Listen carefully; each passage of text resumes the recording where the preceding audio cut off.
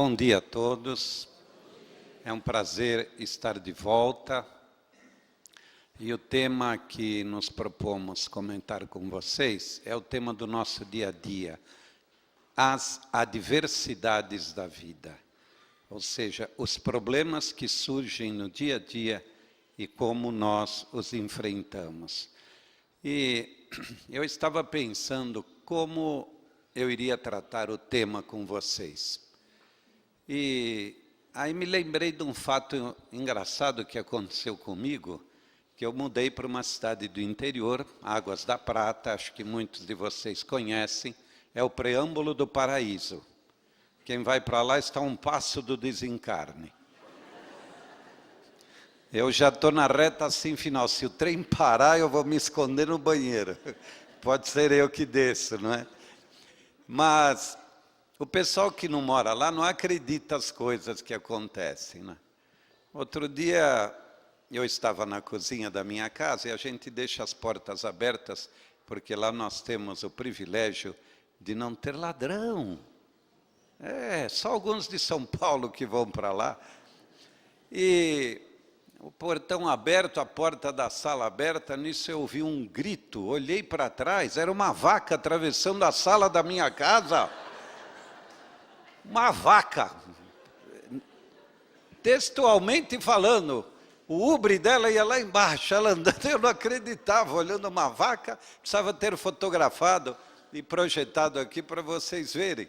E a rua asfaltada, eu não estou morando na fazenda, né? Falei, puxa, isso é uma adversidade da vida, não?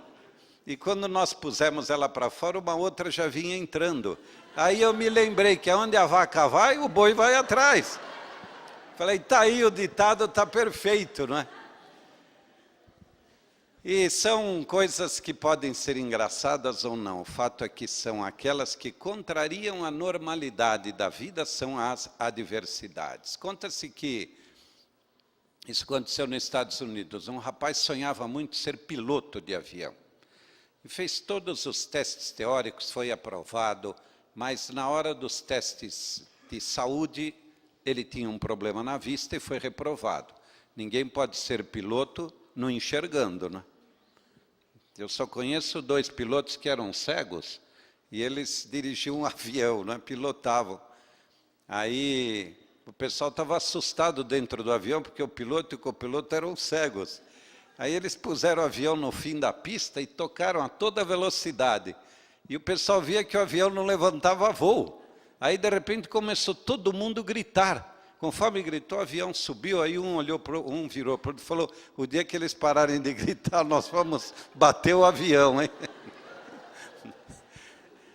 E esse rapaz não pôde tirar a autorização para voar, mas ficou aquele... Isso é verídico, é isso que eu vou contar.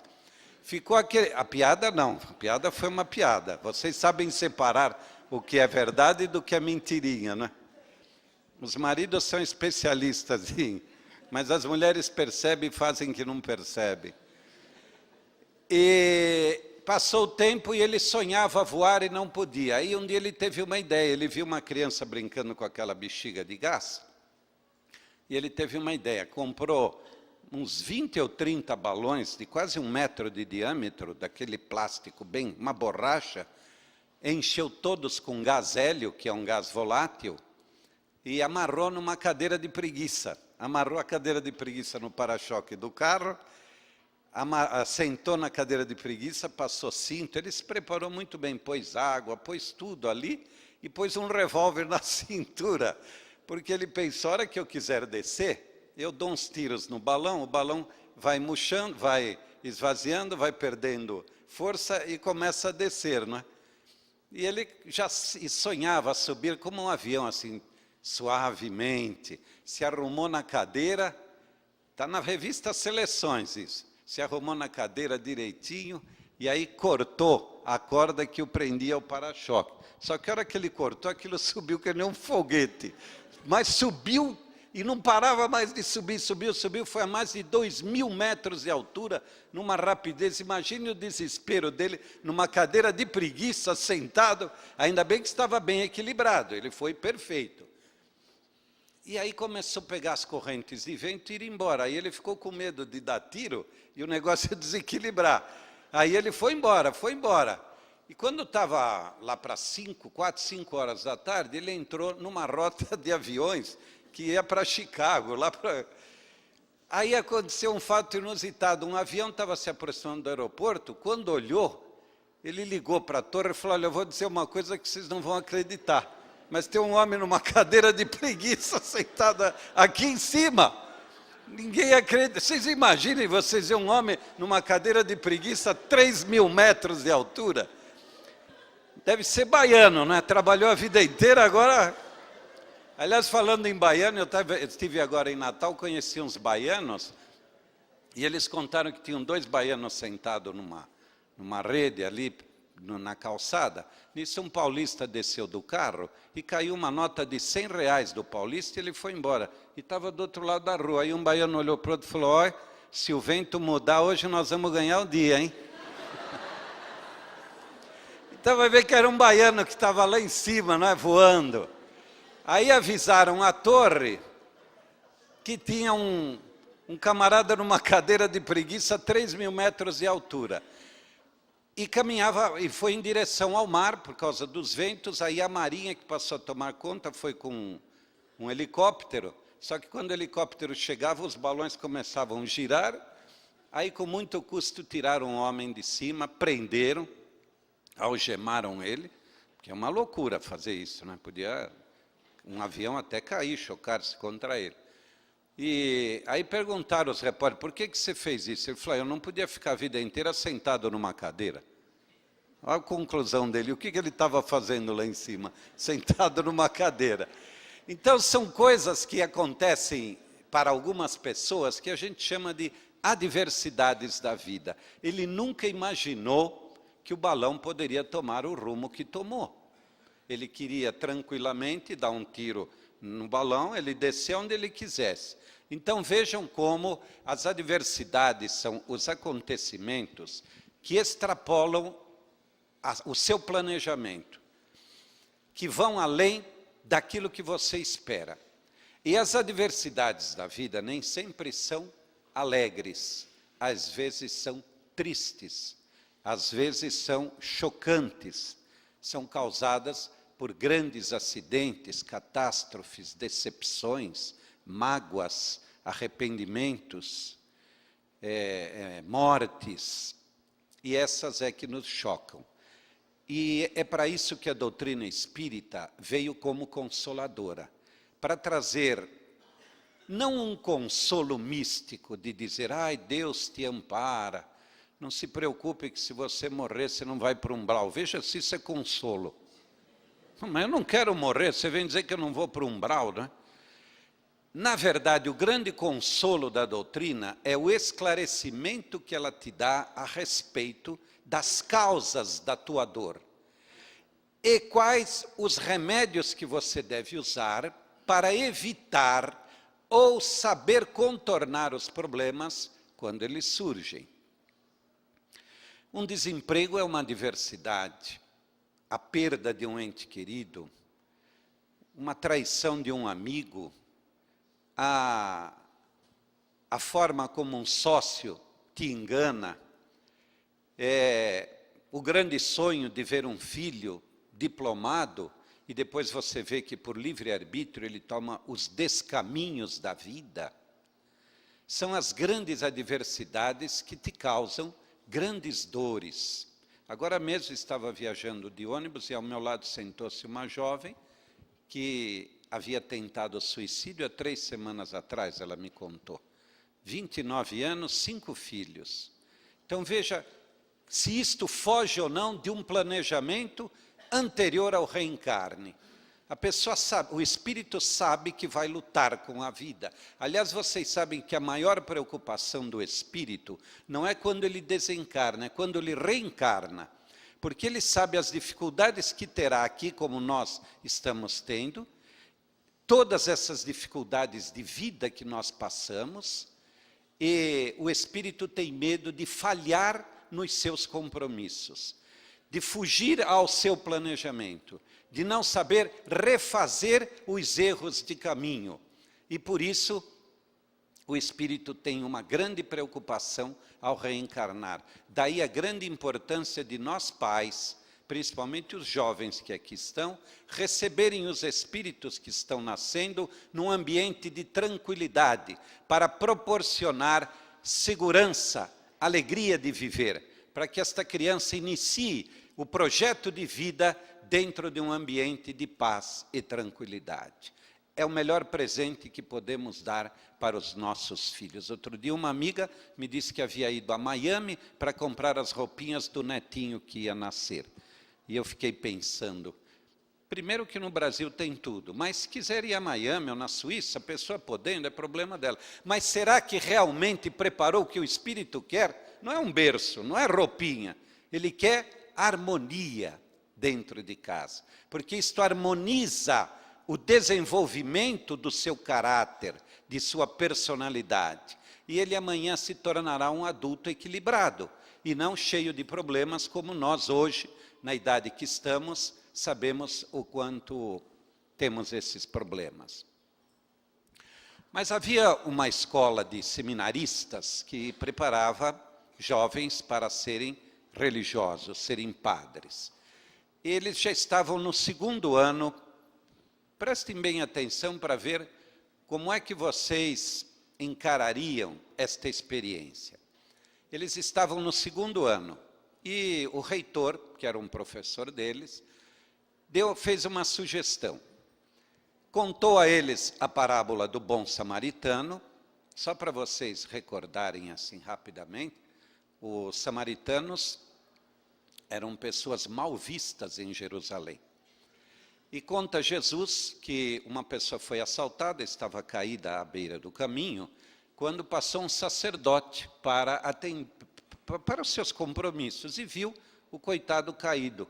Ele tentou chegar ao mendigo que estava caído, mas olhou e viu que ele estava atrasado para a cerimônia religiosa e foi embora. Depois veio um levita, que também era um auxiliar do sacerdote, e lamentou não poder atender o coitado, porque ele tinha compromissos com Deus, e foi embora. Aí passou o bendito do samaritano, que era mal visto por todos, e ele colocou o mendigo no seu animal, levou-o para uma pousada, pagou a pousada, pediu que dessem atendimento a ele, e na volta de viagem, conta Jesus, passou lá para ver como é que estava o doente. E Jesus pergunta, quem era o próximo? Era o levita, era o sacerdote ou o samaritano? Então, a parábola é esta. E o professor deu como compromisso para 10 alunos contarem esta parábola na sala do 1º ano. E a sala ficava a uns 30 metros da sala deles. Tinha que atravessar um pátio e ir lá. E ele deu para cada aluno um tempo para ir e voltar. Disse, olha, você tem 15 minutos para ir, contar a parábola e voltar. Para o outro deu 10, outro 5, outro 8, enfim. Ele deu um tempo para cada um. E como exercício escolar de aprendizado, eles foram. Mas o objetivo deste professor não é que os alunos decorassem a parábola, como eu acabei de contar para vocês, decorada, vocês vão chegar em casa e contar esta parábola. Quem sabe quantas vezes vocês já contaram esta parábola. Ele queria, como esta reunião nossa, que os ensinamentos penetrassem no coração dos jovens, que passassem pela razão, mas tivessem caminho direto nos sentimentos, nas emoções, despertar o próximo em sua vida, porque o único caminho de amar a Deus é amar o próximo, não tem outro. Isso de dizer que adora a Deus, que ama a Deus, desculpe a palavra, mas é balela. Você só vai conseguir amar a Deus quando você amar o teu próximo. E ninguém ama o próximo, ninguém. Por isso eu digo, ninguém ama a Deus. Nós decoramos que temos que amar a Deus, mas não amamos. Nós somos sugestionados que temos que adorar a Deus. Na verdade, nós só demonstraremos este amor que as religiões procuram implantar em nosso cérebro, o dia que tivermos no coração compaixão pelo próximo. Compaixão não é ter dó nem ter pena. O que nós temos dos outros é dó e pena, porque a dó e a pena humilham aquele que está sofrendo e nos engrandece. Eu tenho dó dele, coitado. Olha aí, o meu cunhado perdeu um emprego, estou com uma dó dele. Está com medo que ele vá pedir dinheiro emprestado para você. Porque diz que cunhado é especialista em pedir um... Você já teve algum caso assim? Não, né? Também não é cunhado de ninguém, né? Mas a compaixão que deve despertar em nós, este é o objetivo maior. E agora, do que eu estava falando mesmo? Do professor, eu sabia. Não precisa me lembrar, caramba. E o objetivo dele, então, era esse, que despertasse no coração deles o verdadeiro sentimento de amor, de compaixão ao próximo.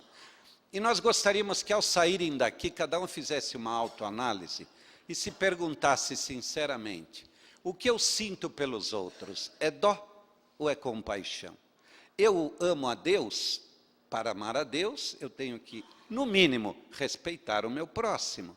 Respeitar o meu próximo não é aquele que me causa prazer, é respeitar aquele que me aborrece na vida. E tem gente que aborrece a gente, não tem? Você, tudo que eu falo, você faz assim. Tem mesmo gente que aborrece.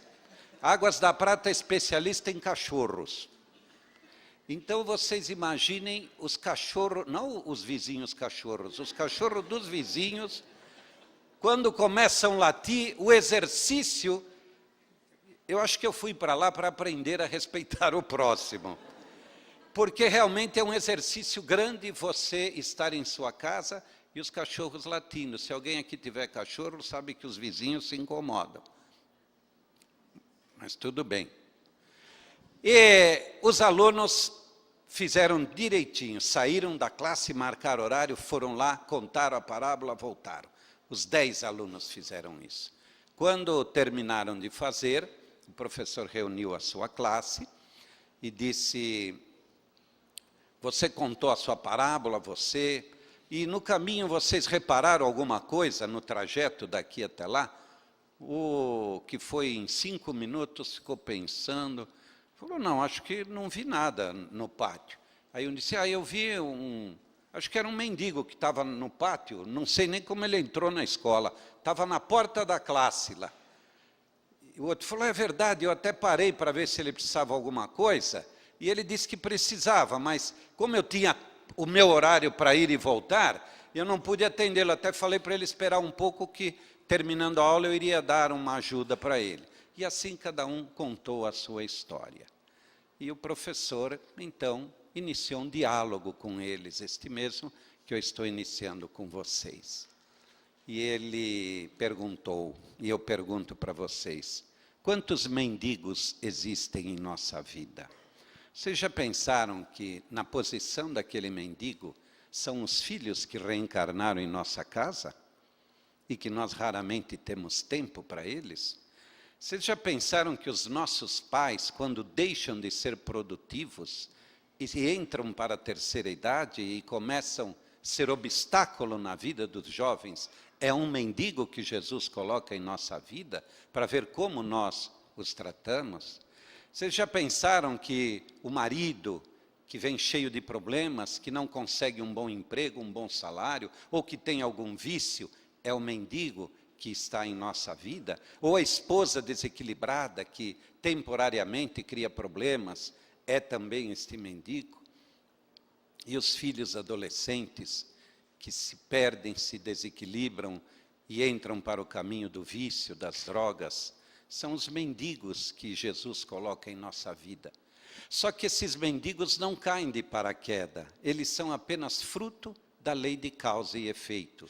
Eles entraram em nossa vida porque nós um dia entramos na vida deles. Porque um dia nós deixamos alguma dívida que hoje eles vêm cobrar. Ou são espíritos que vêm nos ajudar a nos reencontrarmos com nossa consciência. De alguma forma, não existe nada que aconteça ao acaso. Tudo tem um porquê. E as pessoas que interferem no roteiro de nossa vida, por alguma razão, alguma coisa existe para que isto aconteça. É necessário que nós olhemos para os problemas, para as adversidades de nossa vida e saibamos ter olhos para enxergar, ouvidos para ouvir e se perguntar: por que esta pessoa está em minha vida? O que acontece para que eu tenha tanta dificuldade de arrumar um bom emprego? O que faz com que eu lute e nunca consiga ter um dinheiro a mais para fazer aquilo que eu sonho, aquilo que eu quero? Por que o meu irmão teve tanto êxito na vida profissional? Porque os filhos dele são excelentes estudantes e os meus andam capengando com dificuldade de viverem. Estes acontecimentos são os de nossa vida, gente. Posso dizer que parte deles são da minha vida. E muitas vezes vem o desejo de revolta, vem a mágoa no coração, e é o momento de dizer: esta diversidade está me ensinando alguma coisa. E cada um tem que aproveitar as lições. Caso contrário, ao desencarnar, nós vamos perceber que a trajetória da vida, desde que nascemos até que morremos, nós mudamos muito pouco. É muito comum, principalmente o espírita, que aprende como princípio de treinamento de amor ao próximo a caridade.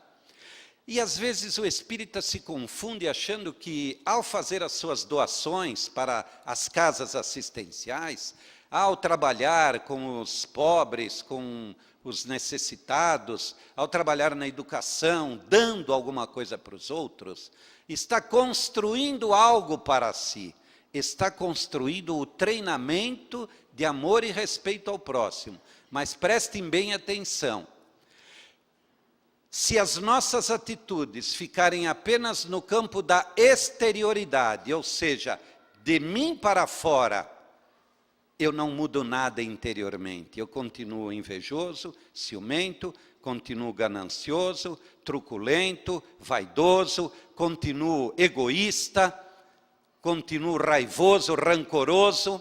Portanto, eu fiz muito para os outros e bem pouco para mim. Necessário é que nós façamos uma transformação geral. Que eu continue treinando no amor ao próximo, mas ame a mim mesmo. E para me amar eu tenho que me modificar interiormente. Este é o processo do conhece-te a ti mesmo. E modificação interior exige mudança. E de mudança nós temos medo. Basta vocês quererem mudar de casa e já vem um arrepio. Mudar de cidade e vem o medo. Quanto mais mudar hábitos arraigados. Pessoas que já estão numa certa idade como nós, é muito mais difícil ainda mudar os seus hábitos. Mas este é o objetivo da vida. E não podemos nos esquecer que quando as coisas parecem perdidas e a gente estiver com os fundilhos rastejando no chão, vem aquela frase de Jesus: vinde a mim vós, que estáis cansados e oprimidos, que eu vos aliviarei, porque o meu jugo é suave e o meu fardo é leve. Só que aí vem a lembrança que Jesus não está dizendo que vai carregar ninguém no colo. Aquela poesia linda dos pés na areia é uma figura para entendermos quando Jesus nos ajuda. Mas para que Jesus nos ajude, eu tenho que dar o primeiro passo. Eu tenho que fazer por merecer a ajuda dele. E quando eu estou ligado a Jesus, ou ao bem, não precisa nem usar a palavra Jesus. Quando estiver ligado ao bem, todas as diversidades da vida, adversidades, todas as dores serão menores, porque eu terei compreensão com a razão daquela dor. E esta compreensão me faz suportar melhor as dores da vida. Portanto, a forma que Jesus alivia a nossa dor não é nos carregando no colo, mas dando-nos o esclarecimento, a força necessária para que você carregue bem a sua cruz. Porque a tua cruz é você que vai carregar. Não pense que alguém virá pegá-la no meio do caminho. Até porque a estrada que você está andando foi construída por você. Não foi pelo governo, pela prefeitura. Se a tua estrada estiver asfaltada e florida, mérito teu. Mas se estiver esburacada e cheia de pedras, é o mérito teu também. Cada um anda na estrada que construiu. Você pode estar andando de mãos dadas, abraçado com o teu amor, mas ele está pisando na estrada dele e você na tua estrada. Esta é a grande beleza da vida. Por quê? Porque dá mérito a quem tem mérito e demérito a quem não tem o mérito. Esta é a grande beleza da vida. Acontece que nós, muitas vezes, tratamos os nossos problemas com displicência e com medo. E empurramos os problemas para não enfrentá-los de frente. E tem um psicólogo que diz que nós costumamos tratar nossos problemas como um piloto que fica voando no ar e não pousa no campo.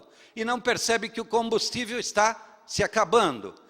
O combustível do avião são nossas energias. Você vai empurrando os problemas, você não resolve os problemas. O combustível do avião está acabando. Quando ele precisar pousar, ele vai ter grandes dificuldades de encontrar no momento certo o pouso.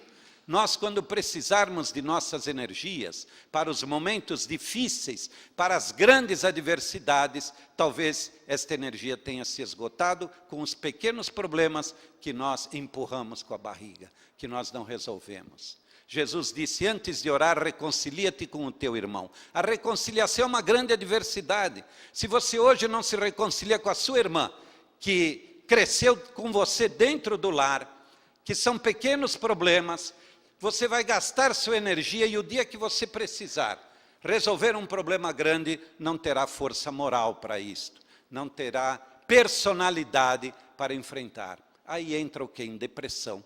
Corre para as clínicas, para os psiquiatras e dá-lhe faixa preta. Remédios para dormir, para acordar, para tudo tem. Tem remédio para dormir e para acordar. Porque quem dorme demais depois precisa ir para o hospital para acordar. Deixa eu beber um pouquinho d'água. Alguém está servido? A gente fala demais e dá sede, não é? E esses problemas que nós acabamos empurrando é o grande desgaste de nossas energias. Alguns de nós somos especialistas em tratar os nossos problemas em banho-maria. Banho-maria, principalmente as mulheres sabem, não é? Mas hoje os homens também cozinham. É deixar um fogo brando numa panela com água e uma outra dentro para manter quente. Nós mantemos nossos problemas em banho-maria. Ou seja, nós não fervemos e nem tiramos da água. Os problemas vão se alimentando, vão se alimentando. É como um álbum de fotografias antigas que você tem lá enfiado no armário. Aí de vez em quando você pega aquele álbum e começa a olhar as fotos antigas, os acontecimentos que passaram há 50 anos atrás. Nós temos o grande condão de trazer para o presente os grandes problemas do passado. Estão ali em banho-maria, o álbum de fotografias que eu abro e revejo os acontecimentos. E sabe o que acontece quando eu passo a revisar os problemas que eu tive no passado? Eu começo a me lembrar das pessoas que me agrediram, que foram más para mim, que me causaram dor, sofrimento. E isso gera o que nós chamamos de rancor. O rancor é trazer para o presente os problemas do passado. E quem tem rancor no coração não tem amor. Quem não tem amor não tem paz. Quem não tem paz não ama nem ao próximo, nem a Deus, nem a si mesmo. Portanto, é um segredo simples de se resolver. Não vamos ficar alimentando os problemas do passado. Vamos resolvê-los, porque o passado não existe, o futuro também não chegou. Só existe uma realidade em nossa vida. É isto que eu estou vivendo agora, é este momento. Se vocês quiserem falar num grande orador que virá aqui, ele não está aqui. Quem está aqui hoje sou eu. Portanto, o grande orador hoje aqui sou eu. Não adianta vocês pensarem em outros. A realidade de vocês hoje sou eu, neste instante. Nossa, você lembra quando o Divaldo veio aqui? Não está aqui, meu amigo. Quem está aqui é o Avildo. E se for para bater palma, é para mim, não é para ele. Porque sou eu que estou aqui. Não é? Muito obrigado. Vocês viram como eu arranco palma do pessoal? Tem outra coisa, quando eu disser que a minha palestra vai terminar, se vocês quiserem fazer, eu também fico agradecido, né? E, portanto, vamos procurar fazer com que os problemas, eu sei que não é fácil falar, é muito simples, que a gente vá resolvendo, principalmente os problemas que causam mágoas, que causam aborrecimento. Esses são os causadores das nossas doenças emocionais, não tratar as adversidades da vida. E quando o professor estava terminando as explicações, batem na porta. E quem entra na sala? O mendigo, que estava lá caído. E para espanto de todos, o mendigo era nada mais do que um colega deles vestido de mendigo. E aí o professor, diante do espanto de todos, disse: vocês não viraram as costas para um estranho, vocês viraram as costas para um amigo de vocês. E é assim que nós fazemos em nossa vida. Nós viramos as costas para antigos amigos de nossa vida. Pessoas que fizeram parte da intimidade de nossa família, ou de amigos, ou de outras encarnações, ou desta mesmo. E quando percebemos o erro que cometemos, nos debulhamos em lágrimas, pedimos perdão, desculpas a Deus, e pedimos uma nova oportunidade, para que a gente reencarne novamente com aquele mesmo espírito que nós passamos a larga e o deixamos no meio do caminho.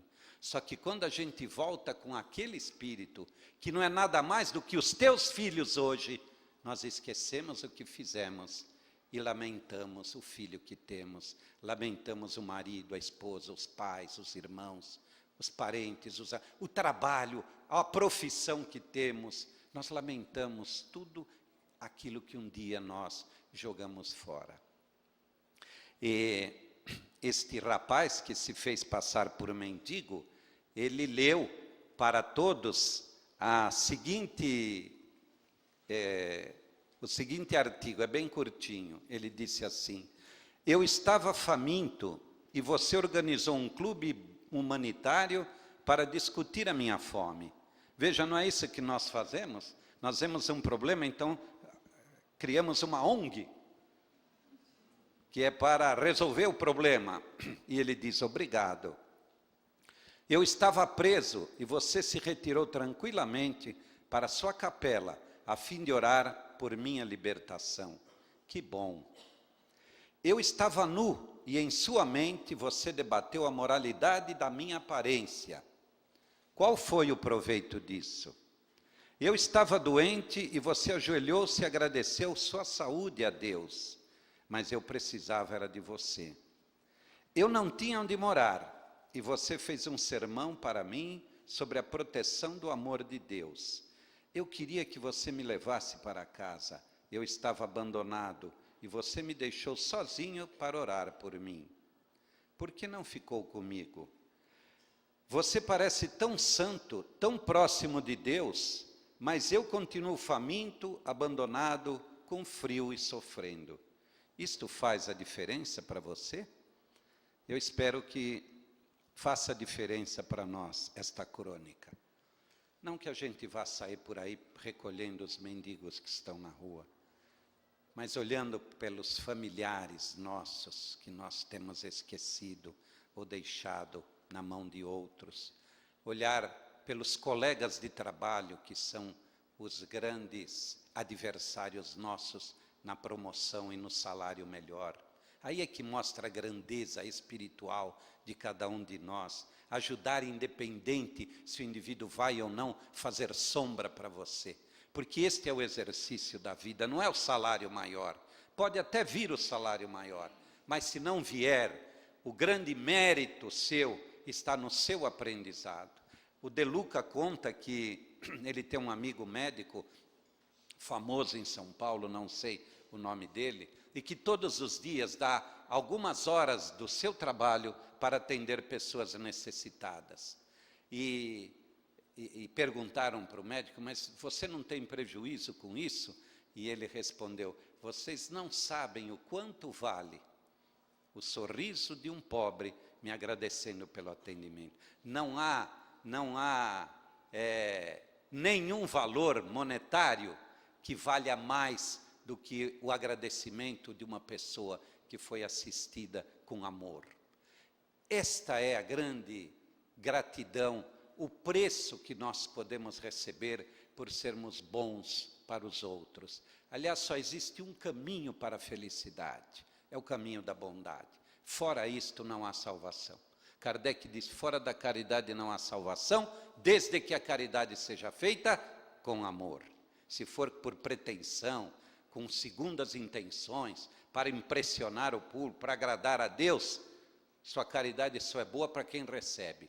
Agora, se você estiver fazendo por exercício do amor, o grande beneficiado será você. Esta é a grande lição que a doutrina vem procurando passar. E nós, espíritas, estamos ainda empolgados com os fenômenos mediúnicos, com as grandes produções literárias de grandes médiuns, e realmente é maravilhoso, mas esquecemos que tudo isso está sendo produzido para a nossa mudança interior. E a gente lê e diz: nossa, meu marido é que precisava ouvir isso, meu pai devia ouvir isso, nossa, se minha esposa estivesse aqui. Era comum, quando eu fazia muita reunião de pais, geralmente os pais ficam jogando baralho, jogando bola, vendo o jogo, e as mães vão lá nas reuniões, né? Quando terminava, às vezes a gente preparava para elas, porque sabia o problema. Elas diziam: nossa, que pena que meu marido não gravou para levar para o meu marido. Nunca é para quem está ouvindo. O senhor já não pensou isso também? Para quem é esta palestra? É para você ou para alguém lá de casa? Ah, é para você mesmo.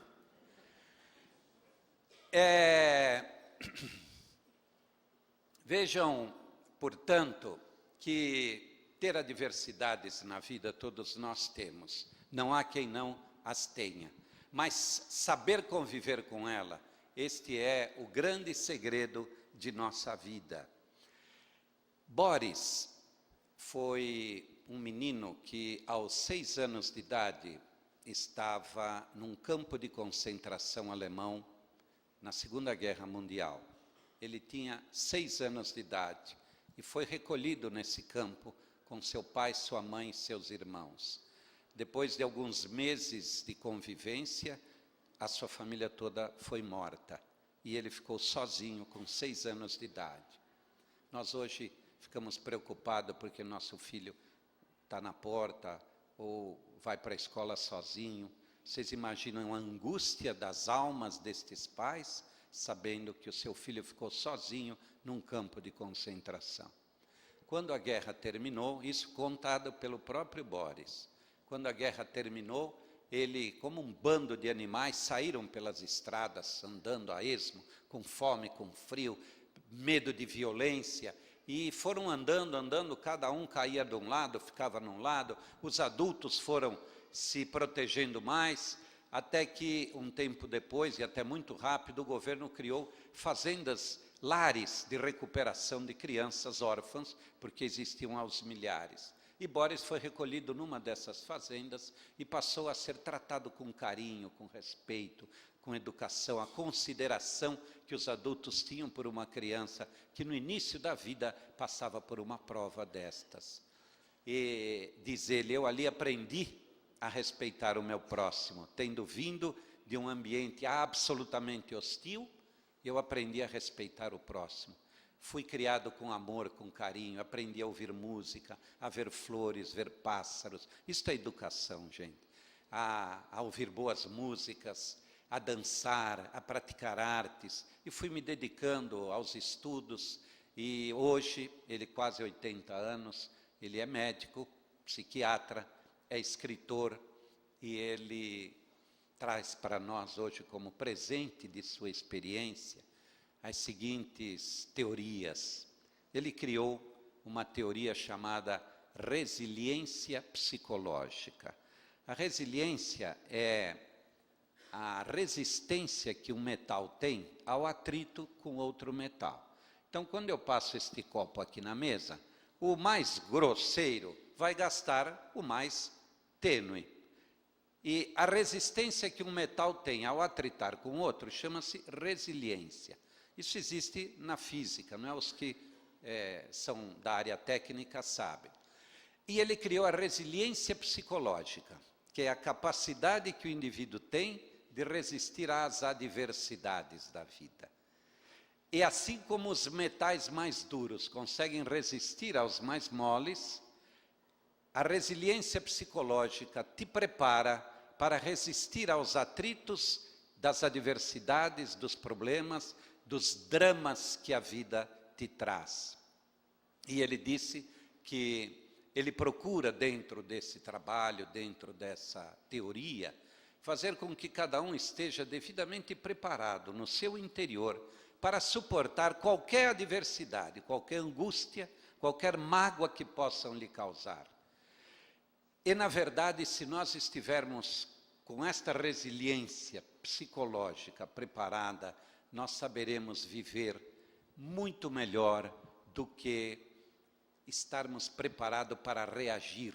Porque nós somos preparados para dar o primeiro soco, para dar o segundo, para agredir, porque achamos que isto é forma de se preparar, e não é.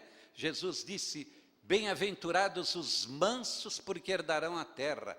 A mansuetude é que trará a verdadeira felicidade para o nosso coração. Porque quando você, ao agredir, se defende, eu não estou falando de agressão física, são as psicológicas. Porque é lógico que alguém vem me atacar e eu me defendo, isso é instintivo, mas não é disso que falamos. São os ataques psicológicos, os ataques morais, os emocionais, as agressões, as indiferenças que você sente na vida. Vocês sabem que a maior distância que existe entre duas pessoas não é o espaço que as separa, é a indiferença. A pessoa que passa perto de você e faz que não te viu, te causa uma dor incrível, principalmente se esta pessoa for importante para você. Eu conheço uma senhora perto de 80 anos, que ela mora com seu filho e raramente tem o olhar do filho que cruze com o dela. E uma senhora, uma ocasião, foi a um psicanalista e sentou na frente dele, e o psicanalista abriu a conversa, não é? Qual o problema que a senhora tem? E ela disse para ele: você está me vendo? Ele disse: estou. Não, o senhor não está me vendo, eu sou invisível, eu sou invisível. Levantou e começou a gritar: eu sou ou não sou? Ele é um bom psicanalista, falou: realmente eu não estou vendo a senhora é invisível. Era a forma que ele tinha de criar um diálogo com ela. Quando ele disse que ela realmente era invisível, ela sentou e começou a conversar com ele. Aí ela disse: o senhor imagina que eu moro um quarteirão da casa do meu filho, e faz um mês que ele passa na frente da minha casa e não me vê, e eu estou na porta. Eu sou invisível, doutor. Ninguém me vê mais, ninguém me visita. Eu sou uma pessoa que não existo mais. E quantos de nós vivemos essa angústia? Quantos de nós dormimos ao lado de alguém e já não vemos mais esta pessoa? Não somos capazes de esticar a mão durante a noite para fazer um carinho nessa pessoa. Não somos mais capazes de sentar na cama e fazer uma oração juntos. De lembrar num aniversário, de dar uma flor, dar um telefonema, deixar um bilhete para esta pessoa. Sabem por quê?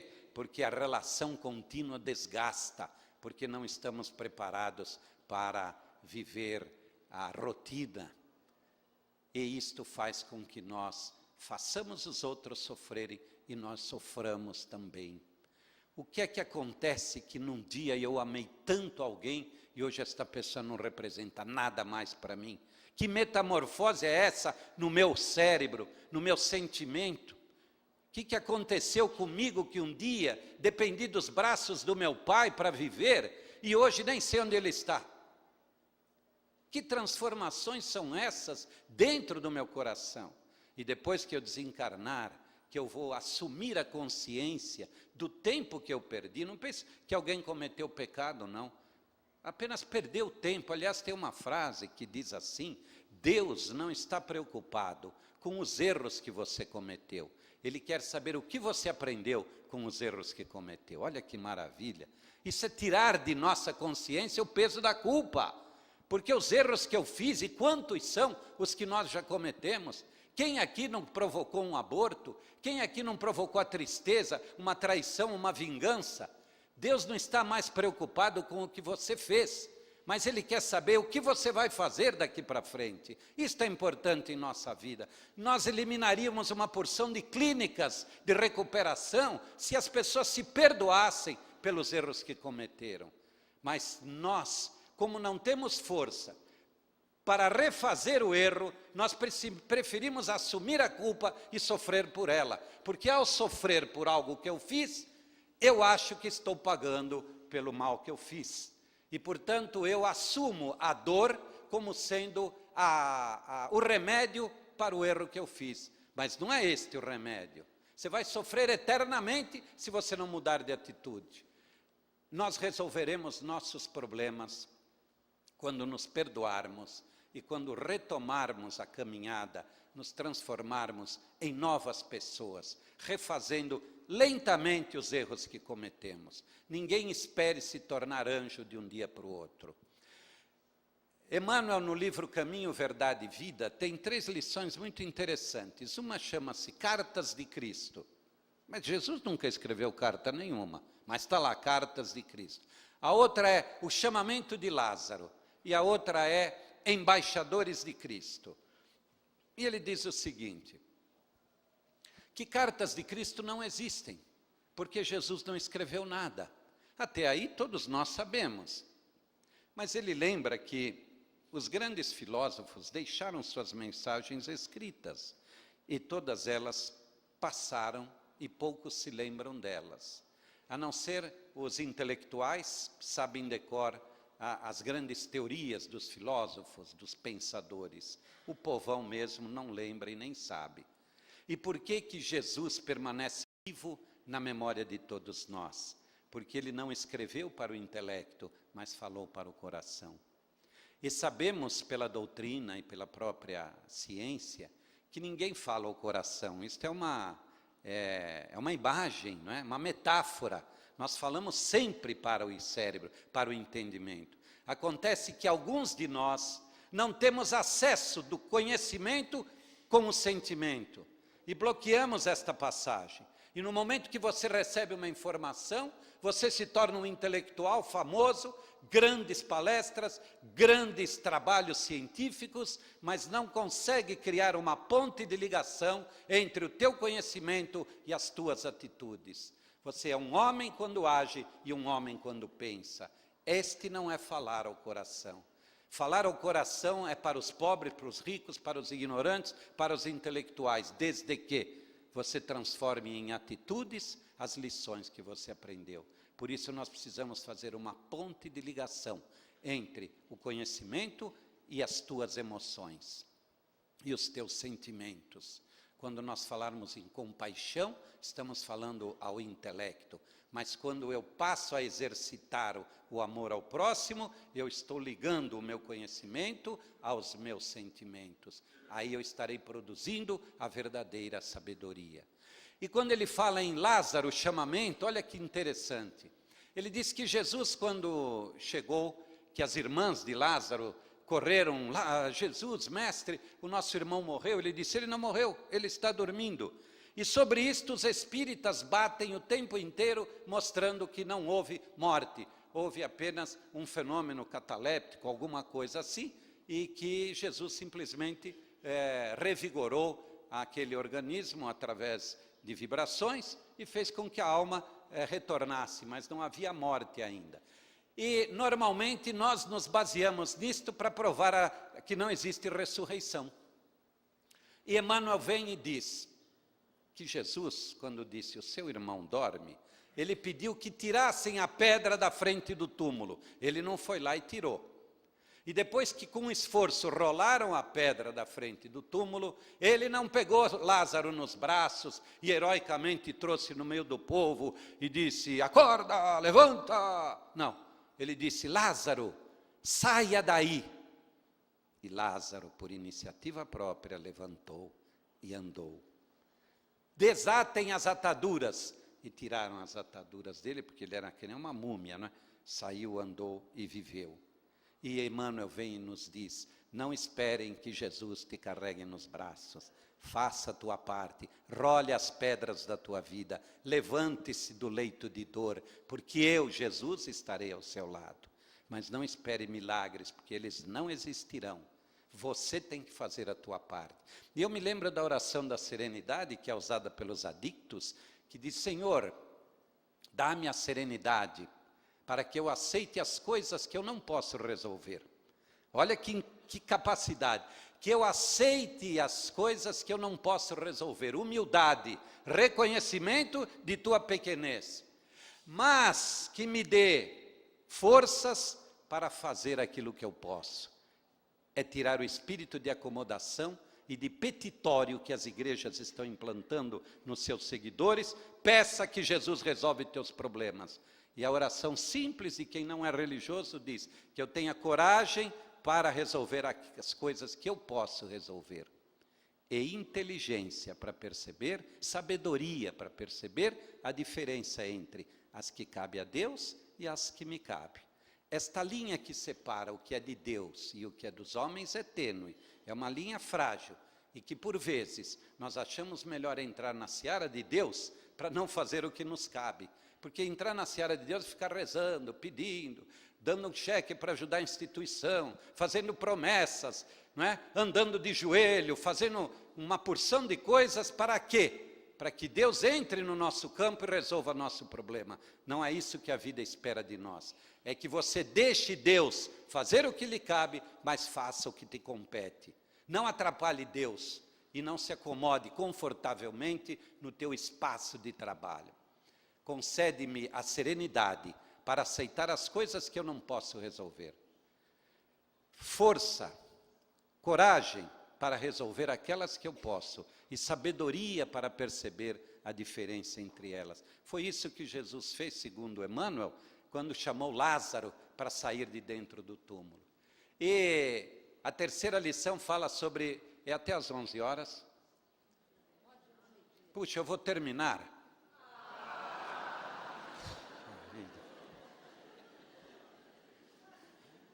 E a terceira lição de Emmanuel fala sobre os embaixadores de Cristo. Sabem quem são os embaixadores? Embaixador é quem representa uma autoridade, um país. Vocês sabem quem são os embaixadores de Cristo? Todos digam assim: sou eu. Sou eu. Todos nós somos os embaixadores de Cristo. Vocês vão dizer: mas eu bebo, eu fumo, eu brigo, eu vou no campo não é para ver o bugre, é para bater no Ponte Pretano, porque tem gente... Agora no Jogo do Brasil, você viu que torcida maravilhosa, mulheres, crianças, é para isso o jogo de futebol, para lazer. Na Europa o pessoal vai por lazer, nos Estados Unidos eles vão ver um jogo, o adversário ganha, eles aplaudem, porque são momentos de lazer. Nós vamos aqui para ver o time ganhar, se não ganha mata o outro, mata, não deixa sair do estádio. Então isso não é lazer, não é? E, portanto... nós achamos que ainda somos tão atrasados que Jesus não nos escolheu como seus embaixadores. Mas eu lembro a vocês que um médico foi aí para uma cidadezinha do interior e o carro dele quebrou. Nisso veio um aviso que ele precisava voltar rápido para a cidade, que tinha uma parturiente precisando dele. Ele então foi procurar um animal que o levasse, porque era um lugar muito retirado. E não havia um cavalo bom, não havia. Quem tinha não emprestava, aquele problema. Aí o caipira que estava ao lado dele falou: doutor, eu tenho um burrinho, né? Se o senhor quiser, eu empresto para o senhor. Ele falou: não, me empreste. Falei: mas só que o burro manca de uma perna, né? Não faz mal? Não, pode me emprestar. Aí ele trouxe o burrinho e falou: mas ele é cego de um olho também, não faz mal? Não, me empresta o burro manco, cego, que eu vou com ele. E o médico subiu no burrinho, quase arrastando o pé no chão, e foi embora. E chegou lá e atendeu a parturiente. E aí vêm os espíritos e dizem: você, mesmo como burro manco e cego, serve a Jesus. O pouco que você sabe será útil para Jesus. Aliás, nós somos não como médico. Sabe como nós somos? Vocês lembram aquela passagem que Jesus entrou para ser homenageado na cidade, no domingo de Ramos, que ele subiu num jumentinho e entrou? Todo mundo acenava para ele. Sabe o que o burrinho pensava? Que era para ele os acenos. Nós somos assim. A gente pensa que é para nós os acenos. Nós somos que nem o burro que carregou Jesus. Coitado, estava lá, Jesus sendo homenageado e o burrinho feliz da vida. Assim. Eu sou o bom. Nós não pensamos isso? Os médiuns, os oradores, os professores acham que são os bons. Pior que burro manco. Pior que burro manco. Mas, em 1900 eu não falei alguma coisa de Boris ainda, da teoria da resiliência. Ele fez a seguinte observação, que eu acho isso maravilhoso, e vem quase que como ápice de nossa palestra. Ele diz o seguinte: por que é que crianças, e ele lembra-se dele, que na infância foram sofridas, maltratadas, foram abusadas, foram tripudiadas pelos adultos, passaram fome, frio, dores físicas horríveis, por que é que algumas crianças se tornam criminosas e déspotas e outros se tornam homens de bem? E ele deixa esta pergunta e no final ele responde dizendo: acontece que aqueles que se tornam vingativos e querem trazer de volta as dores que eles sentiram, é porque não aprenderam a perdoar os seus algozes. Mas aqueles que se tornam homens de bem e felizes, é porque perdoaram aqueles que lhe ofenderam. Está aí a grande lição de nossa vida, gente. Só não ouve quem não quer. Ao sair daqui, não é fácil, mas vamos propor isto até o fim da vida. Eu não quero desencarnar sem antes me reconciliar com a minha cabeça, me reconciliar com os que me ofenderam, com os que me prejudicaram. Quantos aqui foram dispensados do trabalho injustamente e guardam esse rancor dentro de si? Procurem fazer com que as pessoas que te ofenderam sejam beneficiadas pelas tuas vibrações. Porque Emmanuel diz que perdoar não é esquecer o ofensor, é trabalhar pelo bem de quem te ofendeu. E Boris, ao criar a teoria da resiliência, ao trazer esses ensinamentos, ele não perdoou apenas esquecendo. Pelo contrário, ele lembra-se a todo instante, mas ele está trabalhando por aqueles que ofenderam. Em 1972, no dia 9 de novembro, uma menina chamada Kim, do Vietnã, ela estava com sua família em casa, quando as sirenes tocaram, que os aviões americanos iam atacar a sua aldeia. Eles correram para um abrigo, mas não dando tempo, entraram numa igreja e ali se esconderam do ataque. E um dos comandantes americanos, chamado John Plummer, ele havia mandado fazer naquele dia o primeiro ataque com bombas de napalm, um produto químico que, ao explodir no chão, ele não mata pela explosão, mas ele se torna líquido e de alta temperatura e entra por todas as frestas e vai queimando tudo o que encontra. E quando explodiu aquela bomba perto da igreja que ela estava, aquele líquido entrou por todas as frestas da porta, janelas, e queimou a família inteira dela. E quando tudo passou, as portas destruídas, a menina Kim, de 9 anos de idade, saiu gritando pelas ruas, e esta foto saiu nos jornais do mundo inteiro, e eu me lembro quando esta foto saiu, uma menininha nua, com os braços erguidos, desesperada, gritando pelas ruas, e os fotógrafos a fotografaram, e esta menina serviu como incentivo de reação dos Vietcongues durante todo o período de guerra. Esta menina Kim, assim que terminou a guerra, foi recolhida, foi para o Canadá, passou por 19 operações cirúrgicas de reabilitação do corpo. Até hoje ela mantém ainda algumas pequenas deformações do corpo. Ela se tornou uma mulher adulta, estudou, se tornou psicóloga, e hoje ela é presidente da Fundação Kim Internacional, que tem como objetivo dar assistência às pessoas que sofrem agressões nas nas guerras, nas revoluções, e ela trabalha no mundo inteiro com isto. É uma pessoa que não esqueceu o mal que lhe fizeram, mas está trabalhando pelo bem dos que lhe fizeram o mal. E conta aqui, em sua biografia, que uma ocasião, ela ainda estava em tratamentos, os Estados Unidos promoveu uma reunião festiva entre os militares e ela foi convidada a participar, já adulta. E quando ela estava nesse coquetel, ela foi apresentada ao comandante John Plummer, que ordenou o ataque de napalm em sua aldeia. E ela sabia disso. E ela disse que ao caminhar em sua direção, ela teve o ímpeto de esbofeteá-lo, porque ele havia acabado com a vida de sua família e deformado o seu corpo. Mas que ao se aproximar dele, ela abriu os braços e o abraçou com ternura. E disse, ainda consolando, numa guerra não há ganhador, todos nós somos perdedores. E depois disse para um amigo, minhas dores são físicas, mas as dele são dores morais. Então esta é a forma como Jesus nos ensina, é assim que a doutrina espírita vem nos esclarecendo, é assim que devemos fazer. As adversidades que a vida promove, elas não são superiores à capacidade que temos de suportá-las. E uma das adversidades que eu contei para vocês o ano passado, a história do... mais 5 minutos só, não tem problema. A história de um piloto do Vietnã. Não contei? Não é piada, isso é sério. Se eu contei, vão recordar. Mas agora me veio na memória e me deu vontade de contar. Diz que nessa guerra do Vietnã havia um piloto que todas as tardes era mandado para o campo de batalhas. Ele punha seu uniforme chique, subia no avião e saía soltando bombas, dali um pouco voltava, triunfante pelo êxito de sua incursão. Até que uma tarde, quando ele saiu, seu avião não voltou mais. Foi atingido por uma bomba e ele conseguiu pular antes de morrer e de paraquedas ele desceu, foi preso pelos inimigos, ficou preso lá durante 5, 6 anos, e quando a guerra terminou, ele voltou para os Estados Unidos.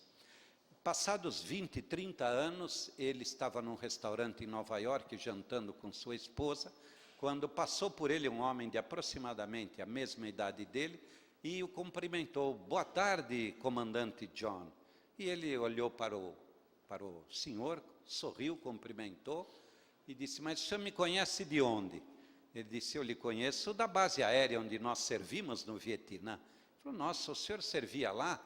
Eu não me lembro. Ele falou, mas eu lembro do senhor, todas as tardes o senhor passava imponente, orgulhoso, para subir no avião, e eu lhe via todas as tardes. Até que um dia o seu avião foi atingido, não é? Graças a Deus, o paraquedas abriu, hein? Senão o senhor teria morrido. Ele falou, é verdade, se não fosse o paraquedas eu teria morrido mesmo. Mas e você, o que fazia lá? Ele disse, eu é quem dobrava o seu paraquedas. Se não fosse por mim, o senhor teria morrido. E despediu-se e foi embora. Esse comandante não conseguiu terminar de jantar. Foi para casa e à noite acordou. Chamou sua esposa e disse, não é possível. Tantos anos eu passei ao lado de um homem e não reparava nele. E é nele que eu colocava a minha vida. Se ele não tivesse dobrado o meu paraquedas, eu teria morrido. E depois de um tempo de reflexão, ele disse, eu faço questão de contar isso para quantos me ouvirem. Porque quantas pessoas dobram o nosso paraquedas e nós não percebemos nelas. A esposa, o filho, o pai, um chefe, um amigo, um vizinho, dobram o nosso paraquedas diariamente e nós esquecemos deles. E eu pergunto, vocês se lembram de quem dobrou o paraquedas de vocês hoje, pela manhã? Quem fez um cafezinho, um leite, foi comprar o pão? Quem preparou o pão? Quem plantou o trigo? Esses são aqueles que preparam o nosso paraquedas e nós nos esquecemos deles.